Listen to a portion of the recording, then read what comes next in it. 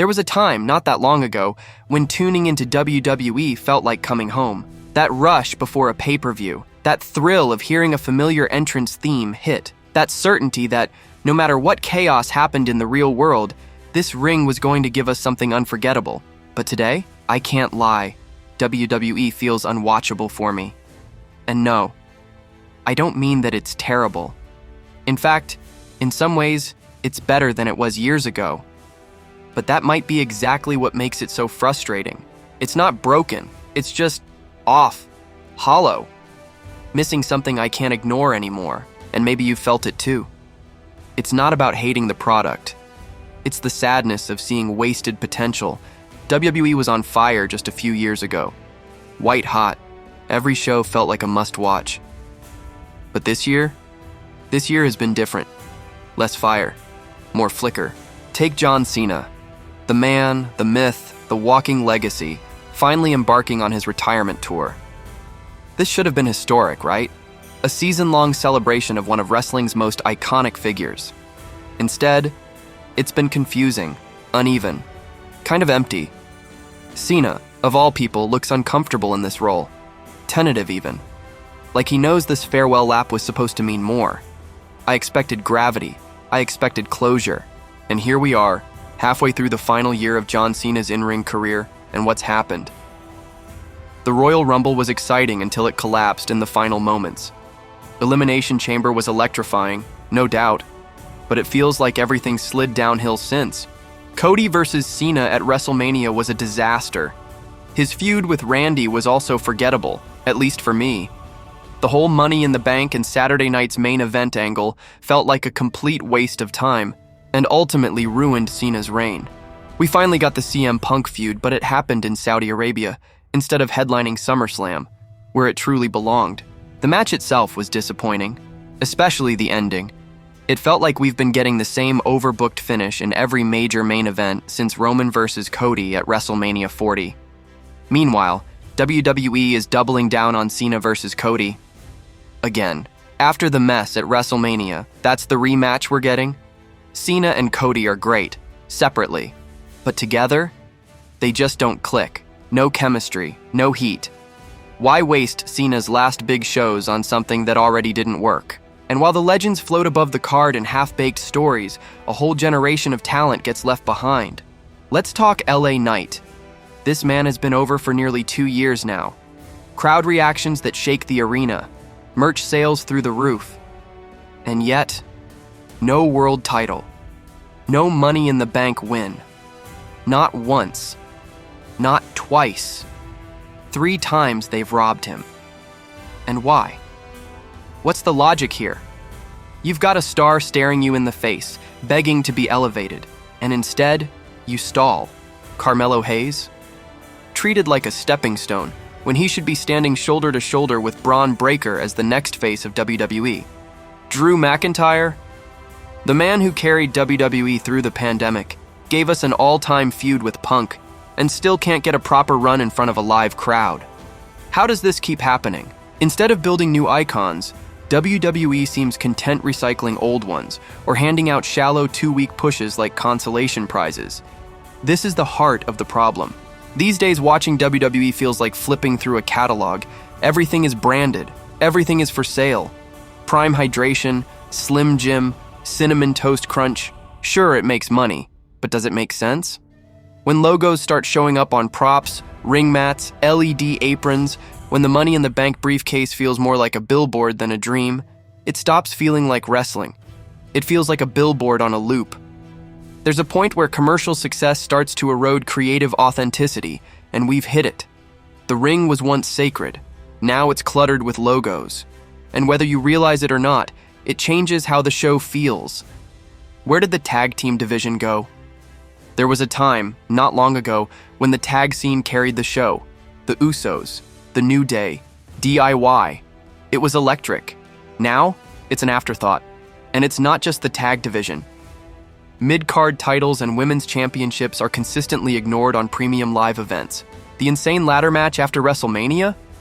Belonged on WrestleMania. But no, it was tossed onto a random SmackDown. And why? because we're cramming PLEs into 5-match cards. Clean, sure, but what are we sacrificing for that neat little package? Whole divisions of talent. And how about defending titles on TV? Under Triple H, champions have become museum pieces. Look, I get it. Keeping champs special has its place. That's not mystique, that's mismanagement. The irony? A show called Night of Champions had fewer title matches than the SmackDown that followed it. What are we even doing anymore? SummerSlam doesn't feel summery. Survivor Series isn't brand versus brand. WrestleMania feels like a 2-match show. We're losing the identity of these events, one by one. And when a title does change hands, does it even matter? Jey Uso, one of the most organically over stars in the company, finally defeats Gunther at WrestleMania. Wins the world title. Has solid matches with Seth and Braun. Great, right? But then loses the title on a random Raw. Why? So Gunther can defend against Goldberg. Goldberg, in 2025, in a match no one asked for. A guy who repeatedly failed to win title matches but will still get a shot at them. What's the point of this? What are we building toward? Nostalgia pops? Short-term PR? It feels like Vince's fingerprints again, and not in a good way. Let's be real. Since Roman lost the undisputed title, name one title run that's been truly memorable. Just one. You can't, can you? They've all been decent, or disappointing, or just background noise. It's not the talent, it's the follow-through, the lack of structure, the stories that don't evolve, they just stall. And then there's the Flanderization, characters being boiled down into catchphrases. Jey Uso went from a layered, complex part of the Bloodline saga to shouting, "Yeet!" Braun Breaker was a beast, now he's just a barker. And the New Day, remember that epic heel turn? It's gone nowhere.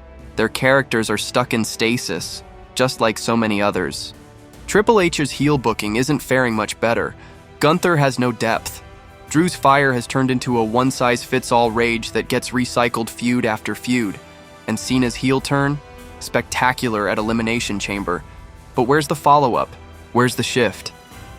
He turned heel and nothing exciting really happened. Same goes for Seth Rollins and Paul Heyman. WrestleMania delivered the betrayal we never thought we'd see. Paul turning on Roman for Seth.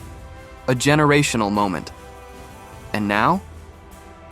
That storyline has crumbled into confusion. Seth's new faction is lifeless.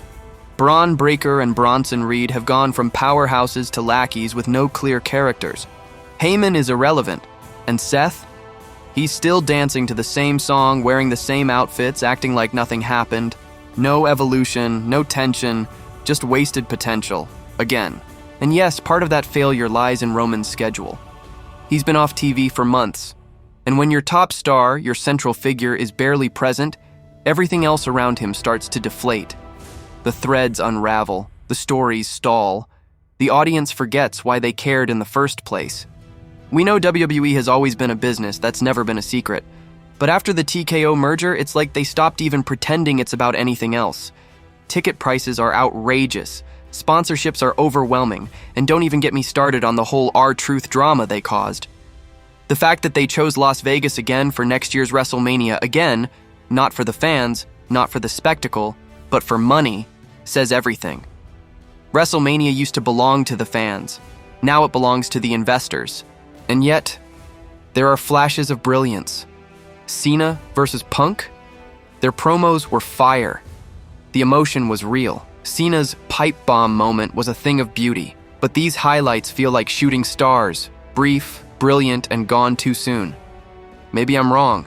Maybe you see it differently. But for me, WWE feels soulless lately, detached from what made it special. And that's the hardest part, because I want to care. I want to be excited. But something's broken. So what about you? Did I hit the nail on the head? Did I miss something major? What frustrates you the most about WWE right now? Drop it in the comments. I really want to hear your thoughts. If this resonated with you, give the video a like and subscribe the channel. I'll be here, watching, hoping that WWE finds its way back. I'll see you in the next video.